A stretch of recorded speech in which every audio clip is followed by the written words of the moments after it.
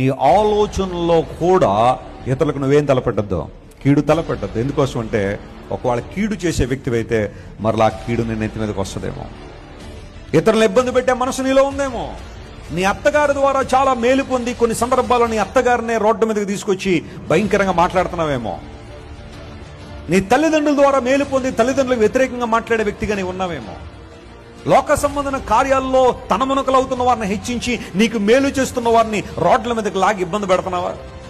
నీ కొరకు ప్రార్థన చేసిన దైవజనుల కోసం నువ్వు ప్రార్థన చేయడం మానేసి వారికి తాటెగలు కడుతున్నావా? వాక్యం ద్వారా నేను పోషిస్తున్న దైవజనుల కోసం ప్రార్థన చేయడం మానేసి బయటకు వెళ్ళిన తర్వాత వాళ్ళ గురించి చెడ్డగా మాట్లాడుతున్నా, ఇష్టానుసారం మాట్లాడుతున్నావా? మీరు డబ్బుల కోసం సేవ చేస్తారు, మేము డబ్బులు ఇవ్వకపోతే వాళ్ళ సేవ లేదని అలాంటి మాటలు వస్తున్నాయి నీ నోటి నుండి. నువ్వు ఎంత దేవుని పొందుతున్నావు, ఇక్కడ ఎన్ని వాక్యాల ద్వారా ఎంత సవాలు చేయబడుతున్నావు, ఎంత ఆధ్యాత్మిక బలపడుతున్నావు. నువ్వు ఇస్తున్న 1000 రూపాయలు 1500 ప్రతిసారి లెక్కేసుకుంటున్నావు, కానీ ప్రతిరోజు దేవుని సేవకుల నుంచి వర్తమానాల ద్వారా ఎంత బలపడుతున్నావు నీకు అర్థమవుతుందా? దేవుళ్ళు ఎలా ఎదుగుతున్నావు అర్థమవుతుందా నీకు?